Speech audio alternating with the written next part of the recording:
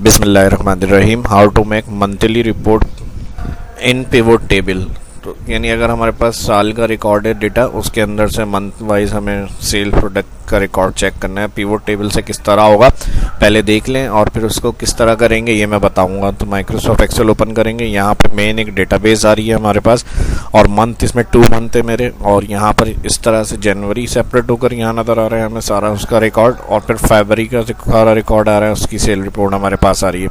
अब यही काम अगर हम पिवोट टेबल से करते हैं तो इसी तरह से या कुछ और इसी का दूसरे थोड़ा फॉर्मेट से अगर हमें चेक करना है तो वो किस तरह से होगा मंथ वाइज, तो वो आज की इस क्लास के अंदर देखेंगे। पिवोट टेबल के लिए इंसर्ट मेन्यू में जाते हैं, यहाँ पर क्लिक, टेबल रेंज में ये डेटा हमारा ऑलरेडी सिलेक्ट हुआ हुआ है, और इसके बाद न्यू या एक्सिस्टिंग तो हम न्यू कर लेते हैं, एक अलग से शीट ऐड हो जाएगी यहाँ पर। ओके, जैसे ओके करेंगे 6 तक शीट्स थी मेरे पास, यहाँ 7 के टैब से एक शीट ऐड हुई है, और इसके अंदर हम यहाँ से जो फील्ड्स होंगी हमारे डेटा की हेडिंग्स वो इधर आ रही हैं, और इनके अंदर हम ड्रैग करेंगे फिल्टर कॉलम वैल्यू रॉ।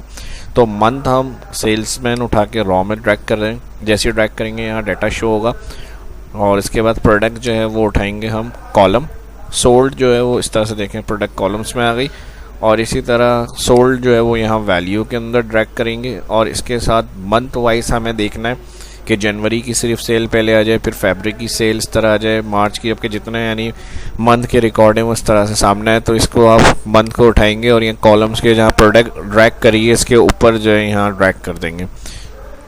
तो इस तरह से डेटा देखें यहाँ पर सेट हुआ है, यहाँ नेम आ गए सारे, उसके साथ जो है जनवरी टैब हेडिंग और उसकी जो सेल्स है प्रोडक्ट की, उनकी जितनी सेल जिस मंथ के अंदर है वो लिखी हुई है, इसके बाद जनवरी का टोटल जितनी सेल्स हुई, और हर प्रोडक्ट का एंड में जनवरी के यहाँ टोटल सेम यही एज इट इज़ फॉर्मेट फरवरी का है।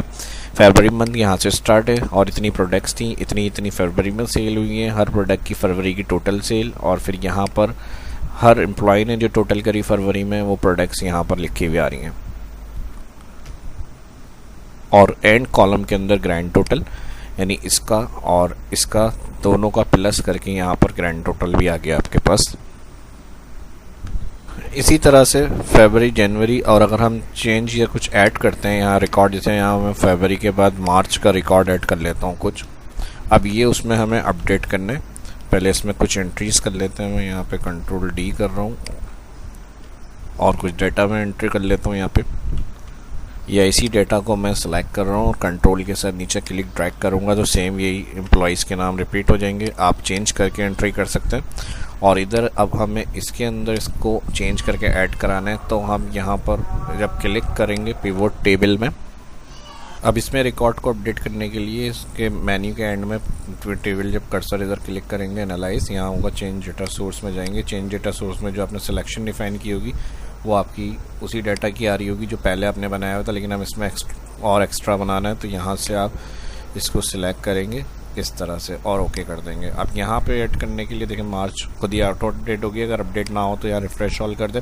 लेकिन अगर इस तरह पूरा साल का रिकॉर्ड होगा तो उसको किस तरह से हम मैनेज करेंगे, क्योंकि बहुत बड़ी शीट हो जाएगी। तो इसके लिए फिर हम यहाँ जो जनवरी लिखा हुआ आ रहा है माइनस, इधर से सिर्फ क्लिक करके हम मंथ का टोटल दिखा सकते हैं, और किसी को अगर डिटेल चेक करनी है तो क्लिक करेगा तो रिकॉर्ड डिटेल आएगी प्रोडक्ट की, वरना हर प्रोडक्ट की जो है सिर्फ टोटल जो है वो प्रोडक्ट जो गई हैं हमारी वो सेल आ जाएगी। यहाँ माइनस क्लिक, जनवरी फरवरी की डिटेल प्लस, और यहाँ ये प्लस। अब इस तरह अगर पूरे साल का रिकॉर्ड है तो मंथ वाइज आप ये देख सकते हैं कि इस एम्प्लॉय ने टोटल कितनी प्रोडक्ट सेल की हैं।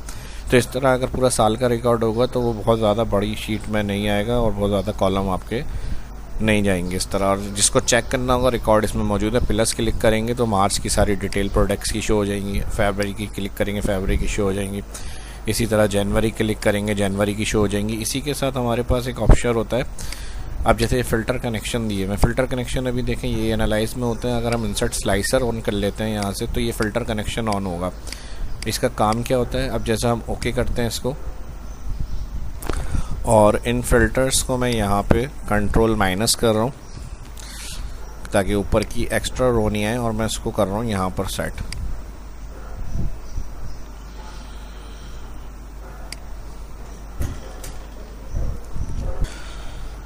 अब जिस प्रोडक्ट को जहाँ पे सेट करना है, जैसे इन दोनों को आगे मूव करना है तो यहाँ से क्लिक करेंगे, इसको मैं आगे मूव कर रहा हूँ और यहाँ से इस वाली प्रोडक्ट को उठा के यहाँ पे सेट कर रहा हूँ मैं।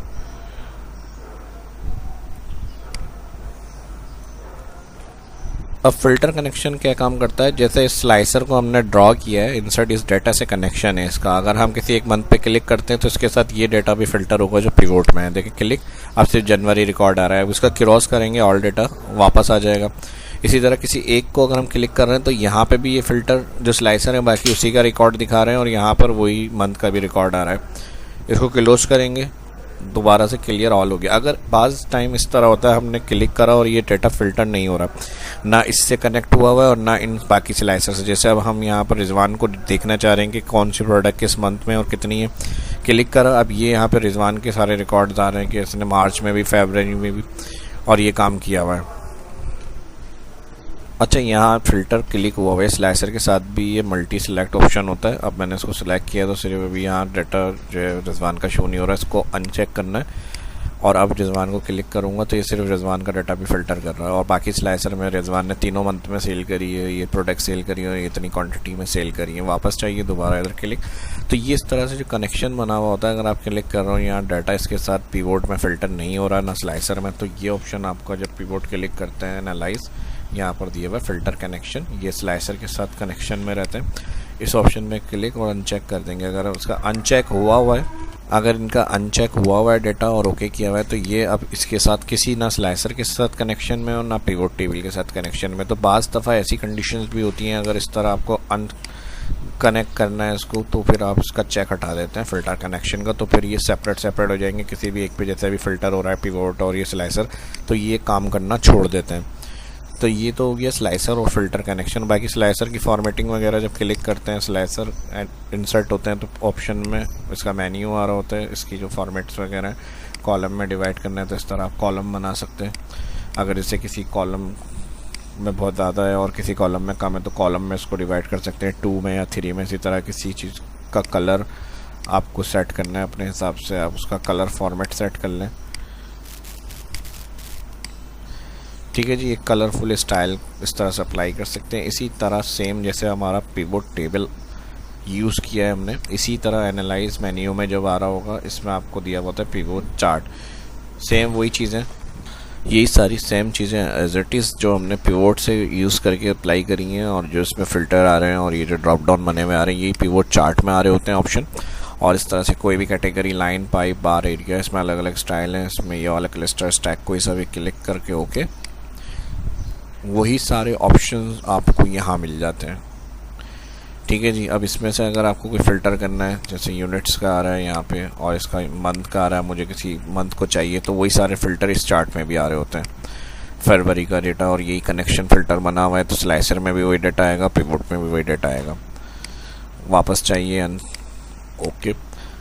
फॉर्मेट जब आप चार्ट सेट करते हैं तो उसका डिज़ाइन फॉर्मेट्स मेन्यू बने बनाए। अगर कोई फॉर्मेट्स आपको यूज़ करने हैं उसके स्टाइल वगैरह के हवाले से, वो आप यहाँ से ले लें।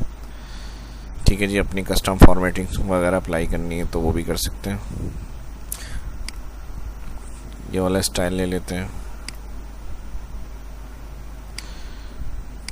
ठीक है जी, तो जिस तरह से डेटा को आप रिप्रेजेंट करना चाह रहे हैं उस हिसाब से आप यूज़ कर सकते हैं।